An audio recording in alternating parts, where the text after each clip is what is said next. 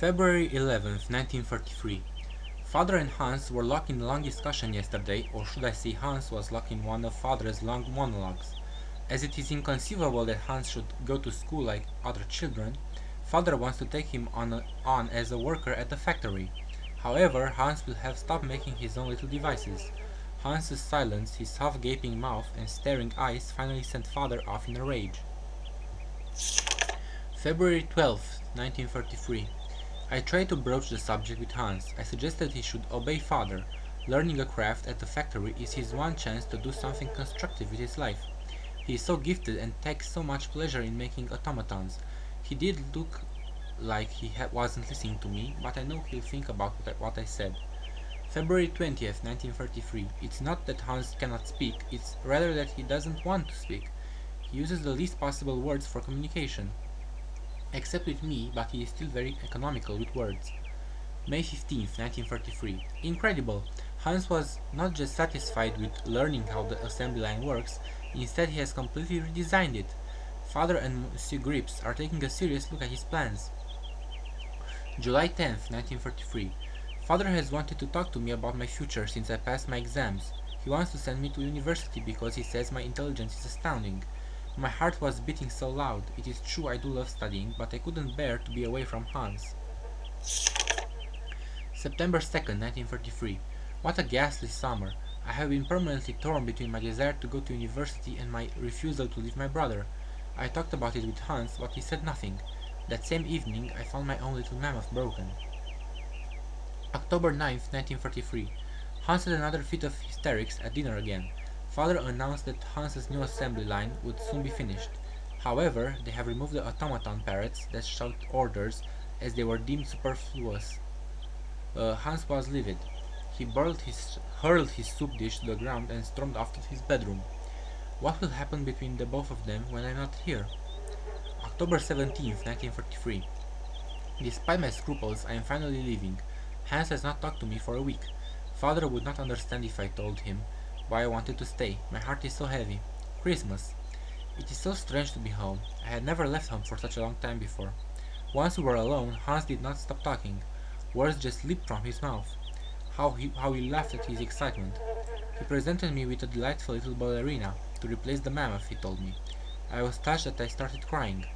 I was so touched that I started crying. Distance has done nothing to harm the strong bond between us. September 10th, 1947. It is strange to pick up this diary once more. At first, my impulse was to tear it up, but I resisted and, instead, succumbed to my second desire, which was to write for a while. I am alone in my attic once more. I have been home for 2 months now, and after a summer spent living with the intense joy of being reunited with my brother, Hans has returned to the factory. Father has aged so, and Gertrude's arthritis causes her terrible pain. September 15th, 1947. All in all, these last 4 years have been kind to Father and Hans. Their relationship is less tense. They still do not exchange much conversation, but they now have a thing in common, the factory. I'm even beginning to feel a bit jealous. Silly, really. September 17th, 1947. Hans hasn't changed. To help Gertrude, he has designed a totally automated kitchen, and Gertrude can't stop moaning at the wooden puppets. Oh, how I adore them. October 9th, 1947. I went to go and see Father and Hans at work. I hadn't been to the factory for ages. It is strange how much it has changed. I was very curious to see them set about their tasks. I like Father's new office very much. Hans has a small workshop on the first floor, crammed with odds and ends, unfinished robots and designs, exactly as I imagined it, in fact. October 15th, 1947. The factory is working very well. Orders for toys keep coming in, spurred on by the run-up to Christmas. When I was at university and I said my name was Vorarlberg, people would ask me if I had any relation to the Valdland factory. Now I know the effect that Hans's genius has had on the factory's renown. November 22nd, 1947. To make myself useful, I started helping Father set his papers in order. The most extraordinary thing of all is that for the first time ever, I have the impression that the 3 of us form a real family. December 8th, 1947.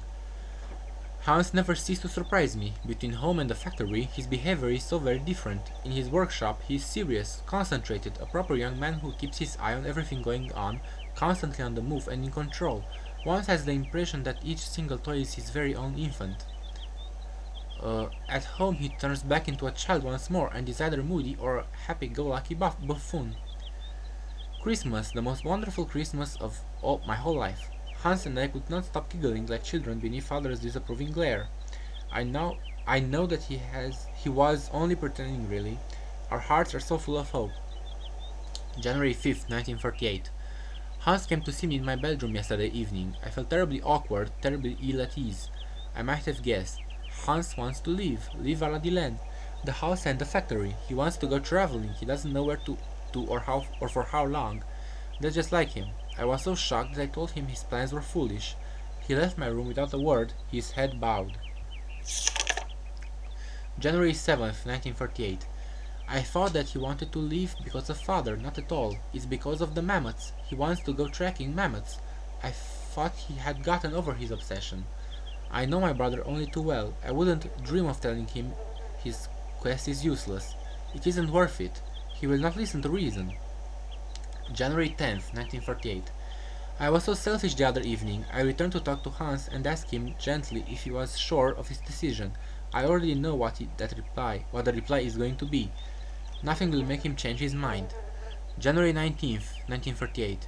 Despite my profound sadness and despair, I must help Hans fulfill the destiny he has chosen and announce the news to father. I fear the worst. January 24th, 1948. The worst was worse than my fears. Father's anger was terrifying. He shut Hans away in his workshop at the factory and has forbidden all visits except from Gertrude, who feeds him. February 1st, 1948. Father has decided that Hans should remain locked up for as long as it takes him to abandon his infantile decision. Gertrude tells me that Hans is very despondent yet highly resolute. The worry is driving me mad. February 6, 1948. As soon as Gertrude returns from the factory, I hasten to get news of my little brother. He doesn't say anything, he just fiddles with bits and pieces, she replies every day with a sigh. I have tried desperately to reason with father, but I know I am just wasting my breath. February 9th, 1948. Hans is 18 years old today, and he is all on his own for his birthday. February 20th, 1948. In secret, Gertrude delivered to me a small robot from Hans. It's a robot of us as children. It works with a small cylinder punched with tiny holes. I quivered with emotion as I turned the key. The message it gave was simple. He was telling me he loved me very, very much. February 21st, 1948. Gertrude gave me a different tiny cylinder for today's toy. Hans is truly incredible. He has found the means of communicating between us and us alone in total secret. February 27th, 1948. My days are spent eagerly awaiting Hans's messages. He has now resolved to run away. He is preparing his escape, like if it was a game.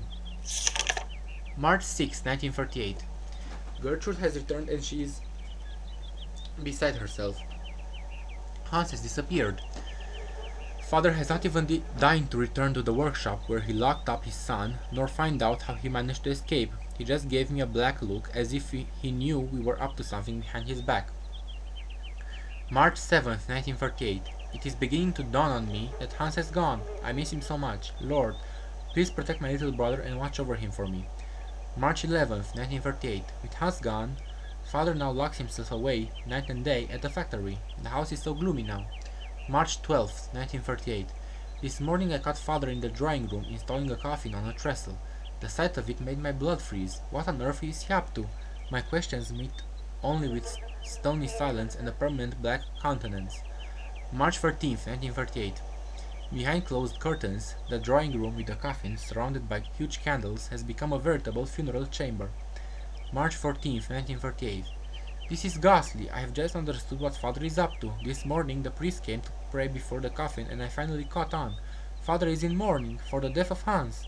Father made the priest believe that his son was dead. How could he do such a thing?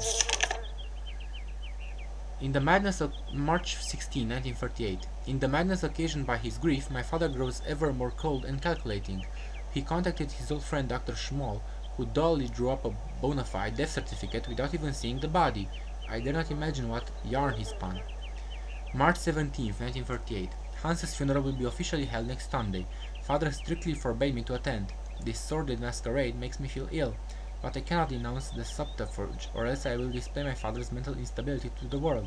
The shame would kill him, that much is certain. March 23rd, 1938. I have to get away, far, far away. April 23rd, 1938. No, I will not leave. I have fought long and hard. My life is here next to my father. He needs me too much now. The factory needs me, because father is incapable of running it now. Besides, I can only find peace of mind among Hans's robots, and how shall I know when he has sent me new ones if I'm not at home to receive them? No, I shall not leave. My destiny is to remain here and keep watch.